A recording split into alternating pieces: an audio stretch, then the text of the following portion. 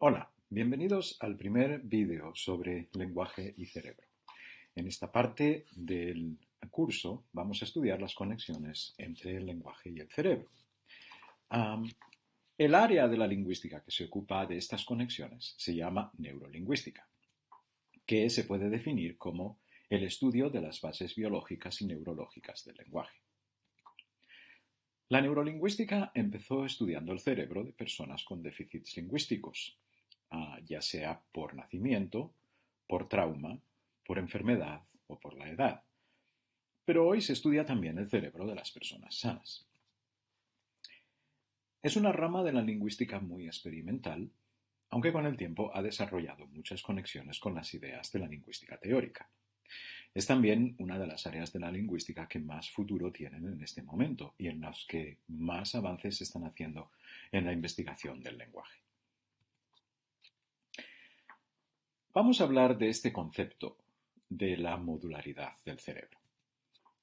Para eso primero os voy a dejar que veáis este vídeo sobre el caso de Phineas Gage. Es un caso muy famoso que estoy seguro de que muchos de vosotros ya conocéis, quizá de otras clases. Quiero que pauséis este vídeo, veáis el vídeo en este enlace y después volváis a continuar. Bien, si ya habéis visto el vídeo sobre Phineas Gage, vamos a preguntarnos qué nos enseña este caso sobre el cerebro humano. Y lo que nos enseña es que Phineas Gage, a pesar de perder una buena parte de su cerebro, no perdió la capacidad del lenguaje, y muchas otras funciones no fueron afectadas por su accidente. De hecho, parece que el principal cambio que sufrió Phineas Gage fue que perdió cierta capacidad de controlar sus emociones y de mantener relaciones sociales. Pero en cambio, pudo vivir 10 o 12 años después de su accidente y parece que pudo conseguir otros trabajos y desde luego podía hablar y comunicarse como antes del accidente. ¿Qué nos dice esto entonces sobre el cerebro humano? Lo que esto nos dice es que el cerebro no es un todo para todo, sino que se organiza en módulos. Es decir, hay partes diferentes del cerebro que se ocupan de diferentes funciones. Eso es lo que llamamos módulos. Por ejemplo, en términos de profundidad del cerebro, sabemos que la parte más profunda, o sustancia blanca, se ocupa principalmente de las funciones involuntarias del cuerpo. En cambio, la superficie o materia gris se ocupa de las funciones voluntarias conscientes y deliberadas del cuerpo. Sabemos también que la materia gris está mucho más desarrollada en los humanos que en el cerebro de otros animales similares, y eso explicaría las funciones cognitivas que tenemos los humanos a diferencia de otros animales, incluyendo el lenguaje. Otra división del cerebro es en hemisferios. Estoy seguro de que todos habéis oído hablar del hemisferio derecho y del hemisferio izquierdo. Habéis oído hablar de personas que tienen dominio del cerebro derecho o dominio del cerebro izquierdo, conceptos que están bastante arraigados en la cultura popular.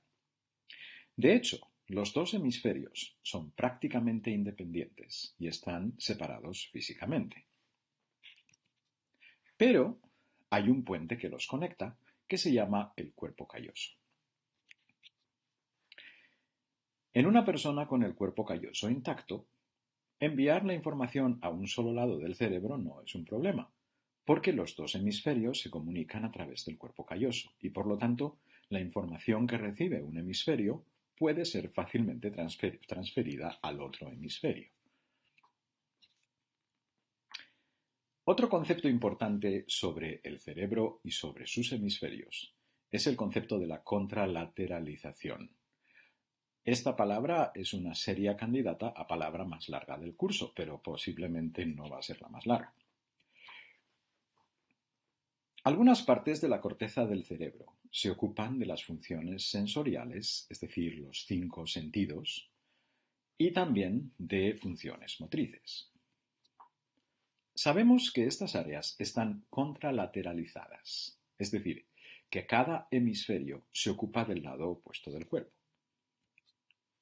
Por ejemplo, cuando tocas algo con la mano derecha, esa información va a la zona táctil del hemisferio izquierdo.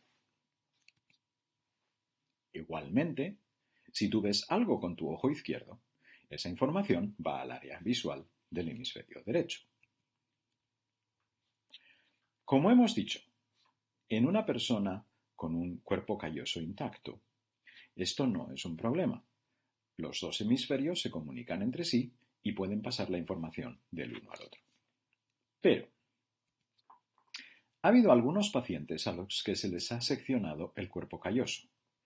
Y estos pacientes muestran claramente la independencia y la desconexión entre los dos hemisferios.